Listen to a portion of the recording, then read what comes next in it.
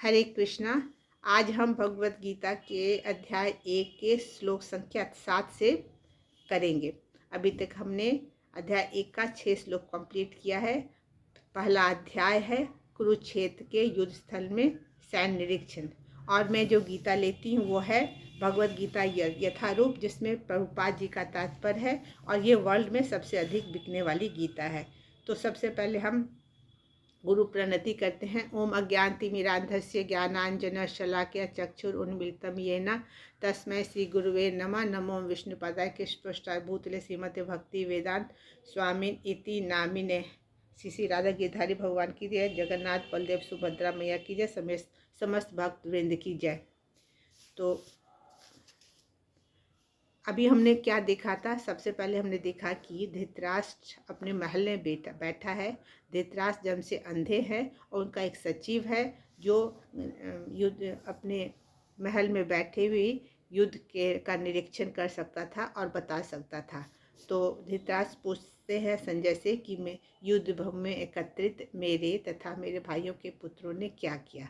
तो उस पर संजय बताते हैं कि दुर्योधन, जो उनका धृतराष्ट्र का बड़ा पुत्र था, वो अपने गुरु द्रोणाचार्य के पास गया और उसने कुछ कहा।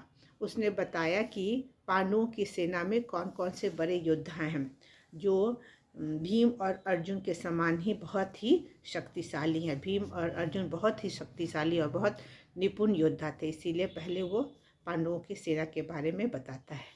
अब इस श्लोक से वो बताएगा कि कौरवों की सेना में कौन कौन से बड़े योद्धा है। तो श्लोक संख्या 7 करते हैं।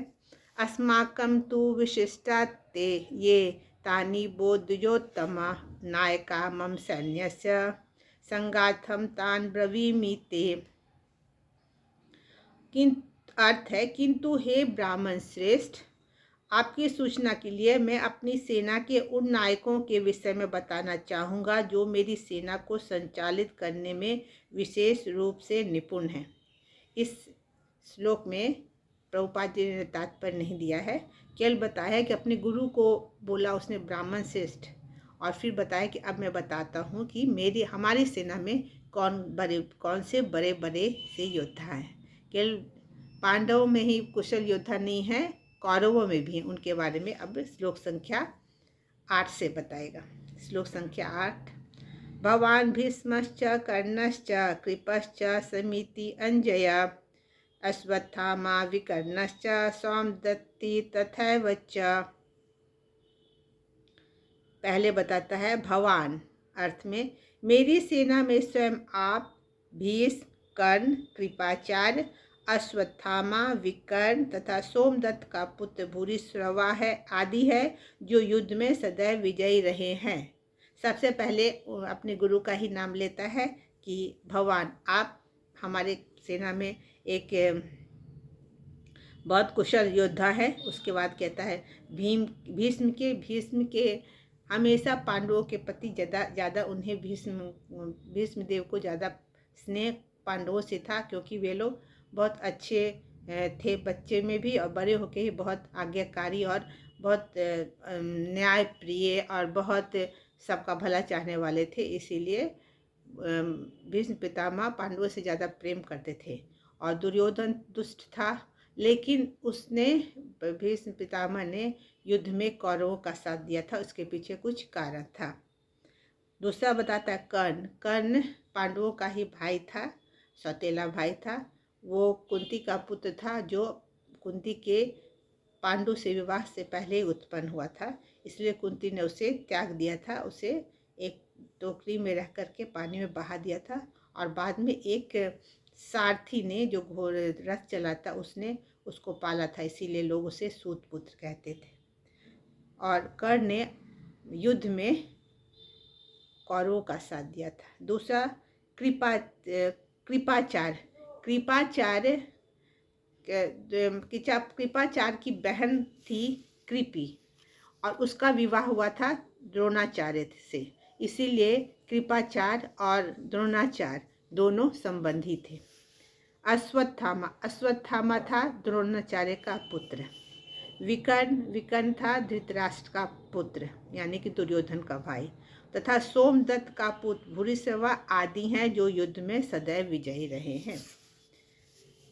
ये सारे जो योद्धा हैं उन्होंने कभी युद्ध में हारा नहीं है, सब हमेशा सदैव विजयी रहे हैं। अब श्लोक संख्या 9। अन्ये च बहवः शूरा मदर्थे त्यक्तजीविता नाना शस्त्र प्रहरणा सर्वे युद्ध विशारदा। फिर उसका अर्थ है, ऐसे अन्य अनेक वीर हैं जो मेरे लिए अपना जीवन त्याग करने के लिए उद्यत हैं। वे विविध प्रकार के हथियारों से सुसज्जित हैं और युद्ध विद्या में निपुण हैं।